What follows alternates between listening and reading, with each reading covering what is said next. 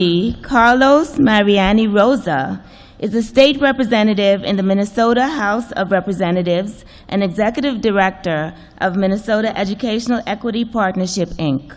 He participated in the Student Support Services program at Macalester College. I present to you Mr. Rosa.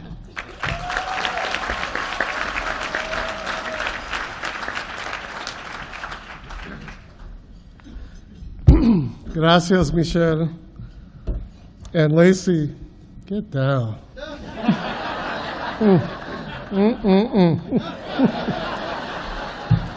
That's what it's all about, man. Es un tremendo honor recibir esta reconocimión esta noche y compartir unos breves pensamientos que tengo en este momento. Before I do that, though, I want to thank the Council for Opportunity and Education for this recognition tonight. Congressman Bonilla, thank you for your advocacy over the years and for your public service as well. Dr. Mitchum, you are a legend. I met you once, but the Shelskys are constantly talking about you. And so it seems like you're a part of my constant existence as well. Maureen, thank you for your leadership of the Council. Thank you, Michelle, for your leadership in the past. And Scott, thank you for your work on this committee.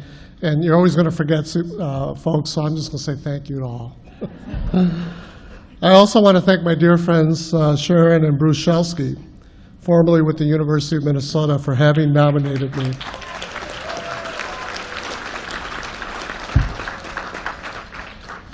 A special shout out to Tricia, Janet, and Shelley, and others from Minnesota who make up tonight's healthy contingency from Minnesota. So wherever you're all at, thank you. God bless you.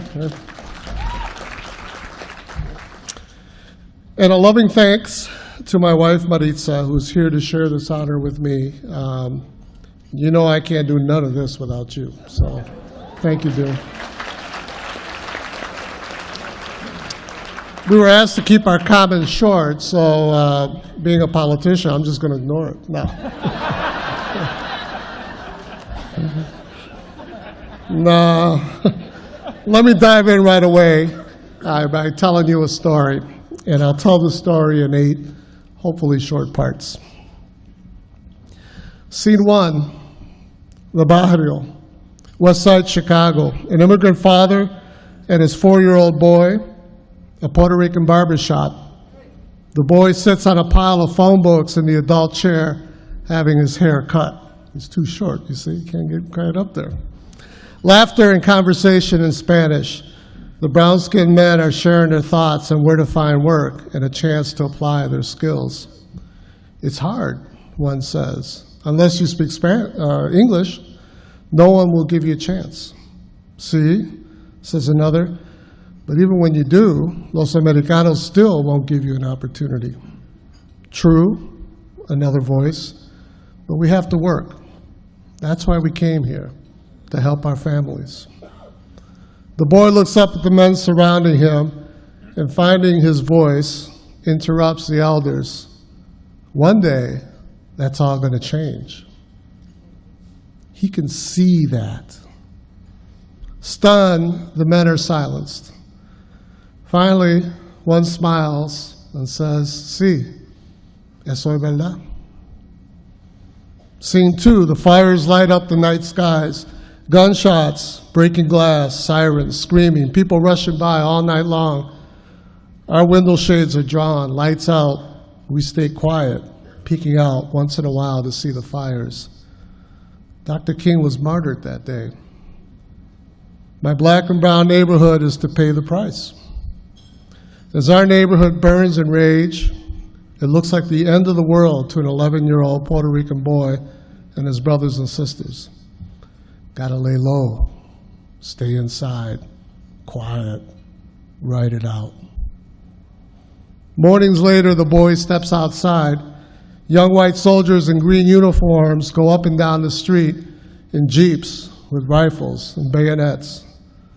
The boy marvels at it all. Not afraid anymore, but curious as hell. Something big is happening, he thinks. I should find out what it is so I can make sure it never happens again. Years later, he'll study social phenomena like this and reflect on change and movements as he majors in history. But for now, the seed of curiosity has been kindled. He desires to see the world as it is because he has to.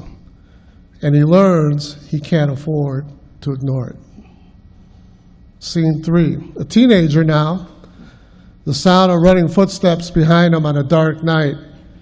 He is struck on the head with a hard object. He falls to the ground and gets up to face his attacker. "Give me your wallet." The figure commands him, pointing her handgun right at his face. The attacker laughs, and then the sound of the trigger rings out. Click, click, click. It doesn't fire. The attacker runs away with my wallet. Scene 4.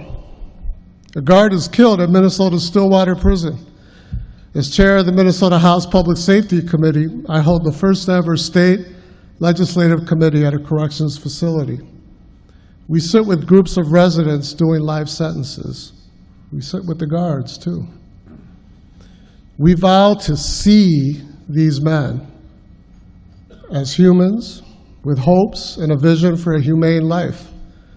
We passed a new law to reinstate the ombudsperson for corrections.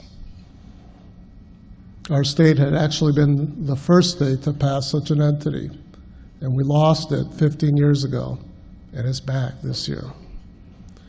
In the House committee, for the first time ever, white cops need to answer to a Latino chairman, his African-American committee administrator, and his gay legislative aide.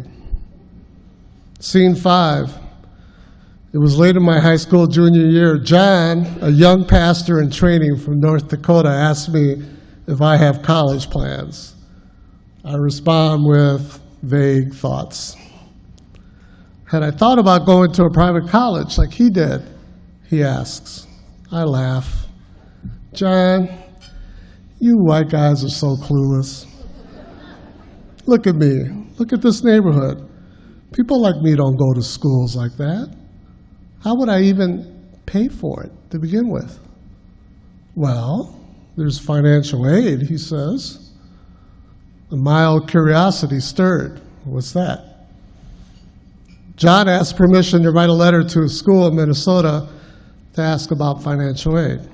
Sure, John, I say to him to get him off my back. No big deal. Nothing will come of it. And I quickly forget about it. Months go by, and I'm pulled out of detention. Yeah, I was in detention. Pulled out of detention to the front office, and I'm waiting in a side room. What had I done now, I thought, and how do I get out of this one? My school counselor, who I had met briefly only once, walked in. There's someone who wants to talk to you from Minnesota. He leaves me alone, and soon a pleasant man with a great smile comes in and introduces himself. He claims to be Puerto Rican, but he's got an Irish last name. O'Reilly. What gives?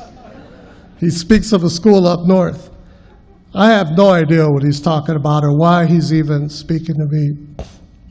My street sense kicks in. It's got to be a hustle. I cut him off. No disrespect, but what do you want from me? He stops. Oh, you don't know? He hands me a 2-page letter. It tells of a young man who volunteers at church, works one job after school and another on weekends to help his parents with bills, who dreams about doing big things. Wow, I admire this character. Who is this person? And what does that have to do with me?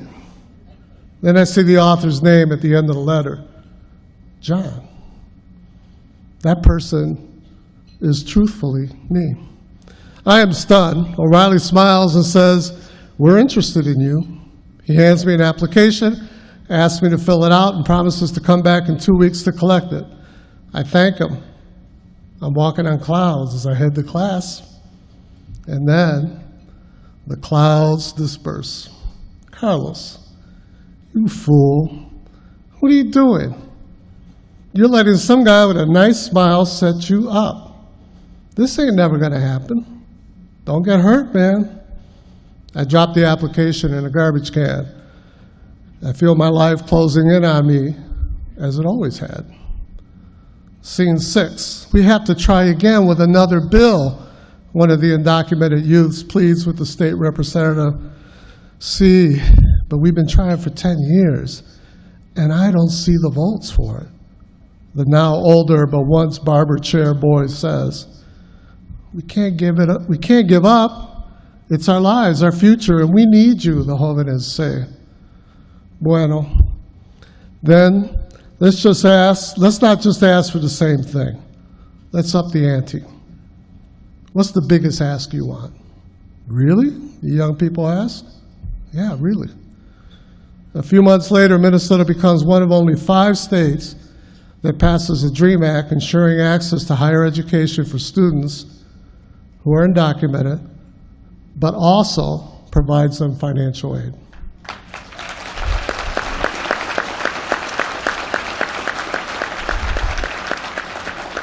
The state of Minnesota now sees these immigrant children living here without legal status as its own children and invests in their future.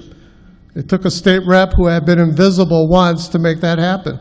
It took people who refused not to be seen to make that rep claim his power to do that. And hundreds of students began realizing their dreams. Scene 7. 2 weeks go by. Mariani, to the front office. Now what? Again, I'm left in a room by myself. After a while, the door opens, and Michael O'Reilly, a student support service trio counselor from Macalester College, St. Paul, Minnesota, walks in and changes my life forever.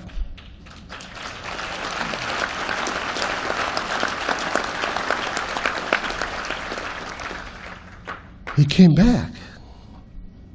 He came back for me. I'm stunned. I'm overjoyed. Lights and clouds and music and, oh, sweat, the application form. Hello, Carlos. How you doing with that app? I'm reaching around for every trick I know to reassure him that it's coming along just fine. But O'Reilly stops me with that big Puerto Rican smile and says, yeah, I thought so. He pulls out a Met College application form. How about we work on it together this time? Last scene. A year later, I'm walking where I once learned I was not supposed to be walking, to class on a private college campus 400 miles north of Chicago. I don't have to walk in the middle of the street anymore to avoid getting jumped. I've got a different strut now. I'm learning to see myself, to see others, to see what we can do together. Years later, I'm still walking, I'm still seeing. The mission of TRIO and COE is dedicated to furthering expansion of college opportunities for low-income, first-generation students and students with disabilities.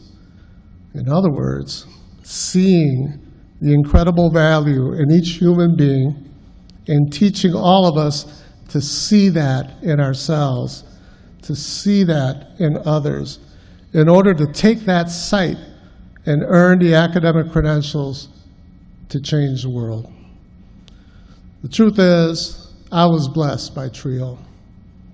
And it's I who wish to honor you tonight for not giving up on me, for seeing me, for seeing my colleagues here this evening, and seeing millions of others who our society tried so hard to hide from the blessings of this world. Thank you.